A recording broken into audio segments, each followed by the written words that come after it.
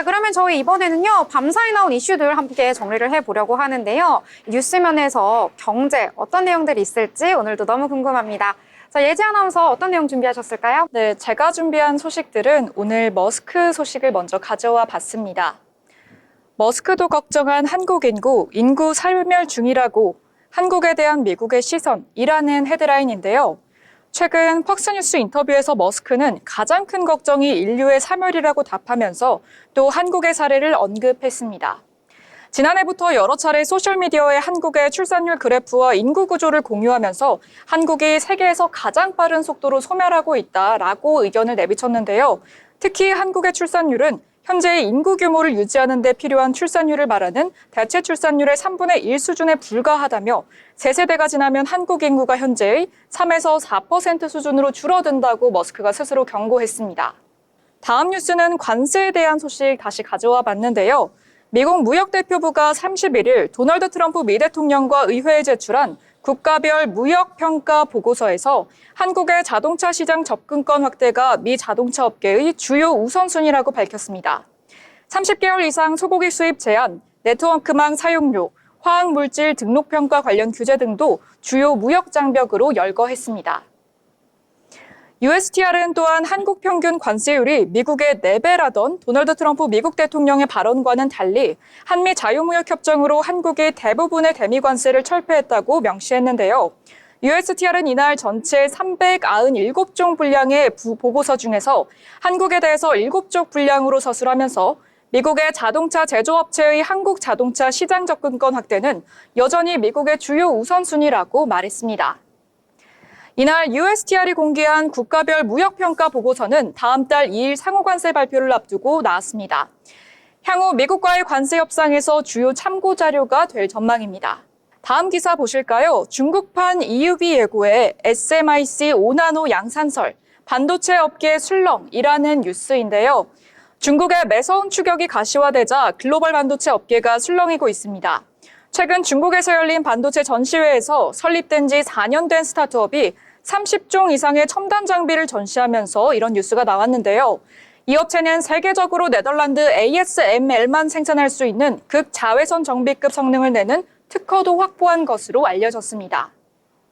스탠리 림 중국 광대역 반도체 연구센터 설립자는 ASML과 TSMC 같은 거대 기업이 언론의 헤드라인을 지배하고 있지만 덜 알려진 심천의 이 회사가 최첨단 장비와 독점 기술을 공개해 화제를 모으고 있다며 거인을 상대로 성공할 수 있을지가 관건이라고 말했습니다. 사이캐리어는 지난 2023년 EUV 노광 장비 없이 DUV 장비로 5mm 공정 반도체를 생산할 수 있는 특허도 확보한 것으로 알려졌습니다. 이렇게 여러 특허를 보유하고 있는 중국 스타트업 회사들이 쏟아지고 있는데요. 반도체 업계에선 화웨이가 메이트 60 프로 스마트폰에 탑재한 7mm 칩을 생산할 때 사이캐리어의 장비 도움을 받았을 것으로 추측하고 있습니다. 네, 세 번째 소식은 돌아온 이재용, 중국 전장에 엑시노트 꽂는다라는 타이틀인데요. 이재용 삼성전자 회장이 일주일간의 중국 출장을 마치고 지난 금요일 귀국했습니다. 이번 출장에서 시진핑 중국 국가주석을 만났고요. 샤오미와 비야디도 방문했습니다. 고성능의 차량용 반도체 수요가 증가하면서 자연스럽게 반도체 위탁 생산도 고도화된 공장에 맡겨야 되는 그런 상황에 처했습니다. 현재 중국 파운드리 회사는 주로 10나노 이상의 공정을 하고 있는데요. 5나노 이하는 삼성과 TSMC, 인텔 파운드리만 가능하다는 평가를 받고 있습니다. 이 때문에 삼성 파운드리가 중국 전기차 회사의 차량용 반도체를 수주할 가능성이 점쳐지고 있다는 소식이었습니다. 네, 다음은 트럼프 정부의 인텔 부활 전 TSMC 매각 놓고 복잡한 삼각함수라는 제목인데요.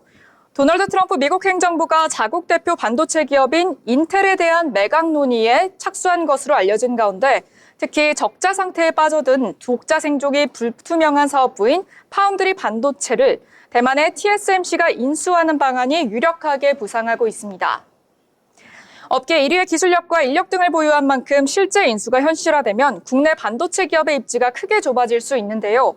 다만 동시에 이해득 실을 놓고 트럼프 정부와 TSMC, 인텔 간 첨예한 입장체가 드러나면서 해프닝에 그칠 거라는 전망도 나오고 있습니다. 네, 다음 소식은 한화의 새 아들의 지분 증여로 주가 불확실성 해소, 목표가 상승이라는 기사인데요. SK증권은 이를 한화에 대해서 김승현 회장의 제 아들에 대한 지분 증여로 승계 관련 주가 불확실성이 해소됐다며 목표 주가를 기존 44,000원에서 54,000원으로 상향 조정했습니다. 투자 의견 매수는 유지한 것을 보여줬는데요. 이 증권사 연구원은 김 회장의 세 아들이 100% 보유하고 있는 하나에너지가 상장을 준비하면서 하나 주가에 대한 우려가 있었다며 하나에너지 상장 이후 하나와의 합병을 통한 그룹 승계가 유력하게 거론됐는데 이때 하나에너지 주가가 높고 하나 주가가 낮을수록 합병 비율 측면에서 세 아들이 유리하기 때문이라고 분석했습니다. 이어 이번 지분 증여로 하나에너지 상장 이후 하나 주가 하락에 대한 우려는 크게 감소했다고 판단한다며 또 증여세에 대한 과세 기준 가격은 하나 주가가 4만 원대에 안착한 3월부터 계산되기 때문에 중장기적인 하나 주가 상승을 경영진 측에서 예상했다는 반증이 될 수 있을 것이라고 설명했습니다. 네, 제가 가져온 마지막 기사인데요. 바로 에코프로미터에 대한 소식입니다. 4천억 확보한 에코프로머티, 이곳에서 글로벌 니켈 재련 기업 도약 노린다라는 헤드라인인데요. 에코프로그룹의 전구체 생산자 회사 에코프로 머티리얼즈가 4천억의 투자금을 확보하고 인도네시아에서 니켈 재련업 진출을 본격화했다라는 소식입니다.